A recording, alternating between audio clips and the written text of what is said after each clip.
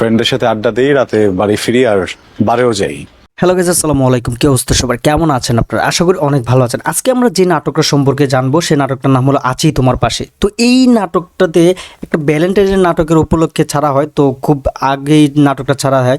তো এই নাটকটাতে অভিনয় করেছেন আরশ খান এবং তানিয়া বৃষ্টি। তো তানিয়া বৃষ্টির মেইন কাহিনীটা ছিল যে উনি আগে একবার তার বিয়ে হয়, তাকে গ্রামের মানুষ নানান ধরনের কথা বলা হয় দেখে তাকে ডাকায় না, লুকায় কোনোভাবে তাকে বিয়ে দিতে পারলে তার ফ্যামিলি বেঁচে যায়। তো একটা পর্যায়ে আরশ খানকে ভুলভাল বুঝিয়ে তাকে দেখতে নিয়ে যায়। তো দেখার পর আরশ খান তাকে প্রথম দেখাতেই পছন্দ করে ফেলে।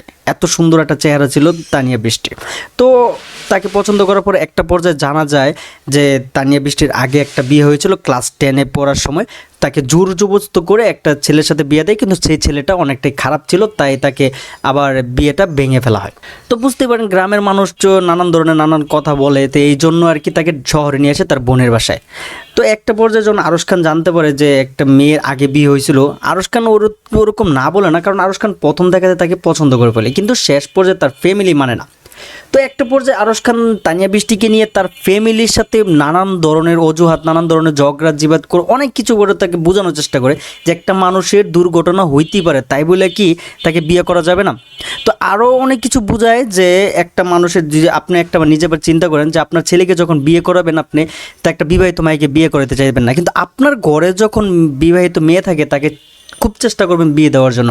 তো মানুষের এই ধরনের একটা ক্যাটাগরি নিয়ে এই নাটকটা সুন্দরভাবে একটা শিক্ষণীয় নাটক তৈরি করেছেন, যা দেখার পর সত্যি আপনি আমার চোখের পানি ধরে রাখতে পারি না। শেষ সিনটা দেখার পর যা অসাধারণ ছিল, অস্থির একটা নাটক ছিল, যা আমি আমার দিক থেকে অনেক সুন্দর একটা নাটক ছিল। তো বিশেষ করে আরশ খান এবং তানিয়া বৃষ্টির অভিনয়টা আপনার মন জয় করে নেওয়ার মতো একটা অভিনয় ছিল, যা আশা করি সবাই নাটকটা দেখবেন। আর যারা এখনও দেখেন নাই তাদেরকে অবশ্যই রিকোয়েস্ট করবো এখনই দেখে ফেলেন নাটকটা, যারা আরশ খান এবং তানিয়া বৃষ্টির এই জুটির নাটক পছন্দ করেন। সবাই ভালো থাকবেন, সুস্থ থাকবেন, আবার দেখা হবে নতুন কোনো নাটক নিয়ে। আল্লাহ হাফেজ।